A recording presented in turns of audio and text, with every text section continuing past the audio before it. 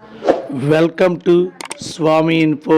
Please subscribe my channel. Thank you for watching my channel. Thank you very much. అందరికీ నమస్కారం అండి. ఇక్కడ ఈరోజు ఈ వీడియోలో నేను ఏపీ టెట్ టీచర్ ఎలిజిబిలిటీ టెస్ట్కి సంబంధించి మన హాల్ టికెట్ ఎలా డౌన్లోడ్ చేసుకోవాలి, అదేవిధంగా రాసిన తర్వాత మనం ఏదైతే రెస్పాన్స్ షీట్ ఉందో దాన్ని డౌన్లోడ్ చేసుకోవటం ఎలా అనేది నేను ఈ వీడియోలో మీకు క్లుప్తంగా వివరించడం జరుగుతుంది. ఇప్పటివరకు నా ఛానల్ చూస్తూ సబ్స్క్రైబ్ చేసుకొని మిత్రులు దయచేసి సబ్స్క్రైబ్ చేసుకోండి. ఇలాంటి మరిన్ని వీడియోలు మీకు అందించేందుకు మీరు లైక్ చేయండి, మీ మిత్రులకి షేర్ చేయండి. సరే, ఇందుకు కానీ ముందుగా మనం ఏం చేయాలంటే క్రోమ్ బ్రౌజర్ కానీ లేకపోతే గూగుల్లో కానీ మనం ఈ సెర్చ్ బాక్స్లో ఏపీ టెట్ అని టైప్ చేసి సెర్చ్ మీద క్లిక్ చేసినప్పుడు మనకి మొదటగా ఇక్కడ ఒక వెబ్సైట్ అనేది చూపించడం జరుగుతుంది. ఈ వెబ్సైటు ఈ వెబ్సైటు దీని మీద మీరు క్లిక్ చేయండి. దాని మీద క్లిక్ చేసినప్పుడు ఆ వెబ్సైట్ హోమ్ పేజీ అనేది మీకు ఈ విధంగా చూపించడం జరుగుతుంది. హోమ్ పేజీ మీద మీరు ఒక్కసారి హోమ్ పేజీలో ఏమేమి ఆప్షన్ ఉన్నాయో చెక్ చేసుకోండి. ఇక్కడ నేను ప్రతి వీడియోలో మీకు చెప్తూ ఉంటాను, ఇక్కడ 3 డాట్స్ అనేది ఉంది. ఈ 3 డాట్స్ మీద క్లిక్ చేసినప్పుడు మనం డెస్క్టాప్ సైట్ అని సెలెక్ట్ చేసుకొని ఉండాలి. అది క్రోమ్ బ్రౌజర్ అయినా కూడా పర్లేదు.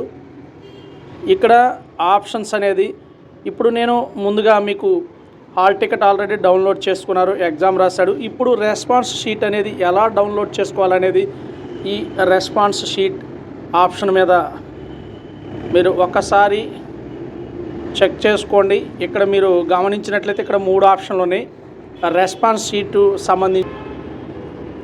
కాబట్టి ఇక్కడ రెస్పాన్స్ షీట్ అని ఉంది కదా, దాని ఎదురుగా ఉన్నటువంటి క్యాండిడేట్ లాగిన్ మీద మీరు ఒకసారి క్లిక్ చేయండి. ఇది క్యాండిడేట్ లాగిన్. రెస్పాన్స్ షీట్కి సంబంధించి క్యాండిడేట్ లాగిన్ ఇది. దానికి ఎదురుగా ఉన్నటువంటి క్యాండిడేట్ లాగిన్ మీద టచ్ చేయండి. టచ్ చేసినప్పుడు మనకి ఇక్కడ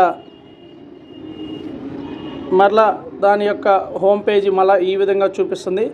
ఇక్కడ మనల్ని ఏపీ టెట్ ఫిబ్రవరి 2024 సంబంధించి ఇక్కడ క్యాండిడేట్ ఐడి అడుగుతుంది. దాన్ని రెఫరెన్స్ ఐడి అని పేర్కొంటాము. రెఫరెన్స్ ఐడి ఎంటర్ చేయండి. తర్వాత రెండవ కాలంలో మీ డేట్ ఆఫ్ బర్త్ అనేది ఎంటర్ చేయాలి. అక్కడ ఎలా ఇచ్చిన డేటు, మంత్, ఇయర్ ఎంటర్ చేయాలి. ఇక్కడ కనిపిస్తున్నటువంటి క్యాప్చా కోడ్ అనేది మనం ఎంటర్ చేసి లాగిన్ మీద క్లిక్ చేయాలి. లాగిన్ అని ఇక్కడ ఉంది, లాగిన్ మీద క్లిక్ చేయాలి. ఒకసారి నేను మళ్ళా ఇప్పుడు చూపిస్తాను. క్యాండిడేట్ ఐడి ఎంటర్ చేయండి, డేట్ ఆఫ్ బర్త్ ఎంటర్ చేయండి, అక్కడ ఉన్న క్యాప్చా కోడ్ ఎంటర్ చేసిన తర్వాత లాగిన్ మీద క్లిక్ చేయాలి. కాబట్టి ఇక్కడ ఇవి candidate ID, date of birth ఇవన్నీ ఎంటర్ చేసిన తర్వాత వెరిఫికేషన్ కోడ్ మనం ఎంటర్ చేసి లాగిన్ మీద క్లిక్ చేయాలి. లాగిన్ మీద క్లిక్ చేసిన తర్వాత నెక్స్ట్ మనకి ఈ విధంగా చూపించడం జరుగుతుంది. ఇది ఎవరిదైతే సంబంధించిందో వారి లాగిన్ అనేది చూపించడం జరుగుతుంది. ఇక్కడ మీరు గమనించాల్సింది ఏంటంటే ఇక్కడ ఒక సింబల్ అనేది కనిపిస్తుంది, దాని మీద క్లిక్ చేయాలి.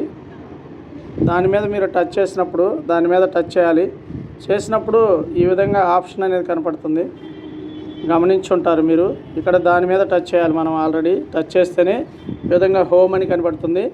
ఇక్కడ మనకి క్యాండిడేట్ సర్వీసెస్ అని కనపడుతుంది, దాని మీద కూడా క్లిక్ చేయండి. ఇక్కడ గమనించినట్లయితే ఇందులో 4 ఆప్షన్లు ఉన్నాయి. TET print, hall ticket download, response sheet download, objections entry అనేది ఉన్నాయి.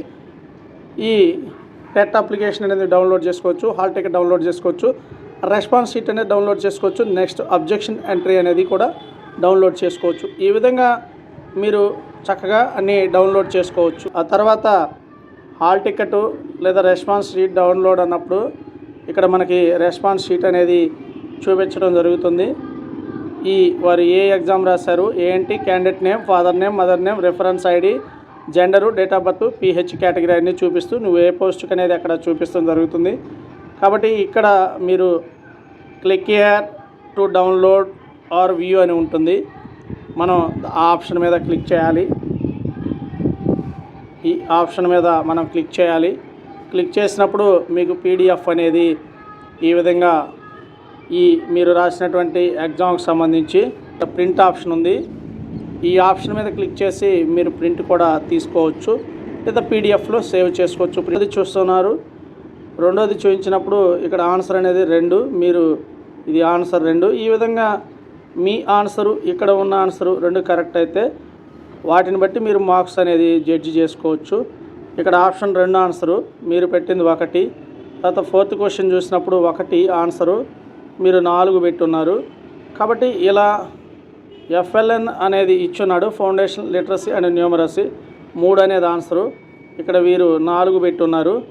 కాబట్టి NCF కన్స్ట్రక్షన్ ఫోకస్ వచ్చేసి దీని దృష్టి పెట్టిందంటే జ్ఞాన నిర్మాణం, బట్టి పట్టు ఎస్టూడి పాఠశాల గ్రేడ్ జ్ఞాన నిర్మాణం మీద దృష్టి పెట్టింది. అది ఆప్షన్ ఏది ఇచ్చారో అబ్జెక్షన్ ఎంట్రీకి వెళ్ళినట్టు.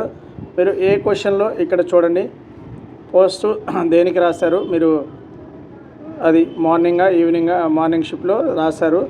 దానికి సంబంధించి క్వశ్చన్ ID నెంబర్ ఉంటుంది. ఏ క్వశ్చన్, ఇవన్నీ మీకు వచ్చినటువంటి క్వశ్చన్స్ ID నెంబర్లు. ఆ కీ మీద, అబ్జెక్షన్ ఉన్న కీ మీద మీరు పెట్టాలి. అబ్జెక్షన్ టైప్ అనేది ఇన్కరెక్ట్, ఇది all options incorrect, multiple choice incorrect answer, translation error, out of syllabus any other ఉంటే అక్కడ మీ ఆన్సర్ ఏది ఎంటర్ చేయాలి. రిఫరెన్స్ అనేది వేసి యాడ్ అబ్జెక్షన్ కింద సబ్మిట్ చేయొచ్చు. ఈ విధంగా ఆబ్జెక్షన్ కూడా సబ్మిట్ చేయవచ్చు. ఓకే అండి, థ్యాంక్ యూ.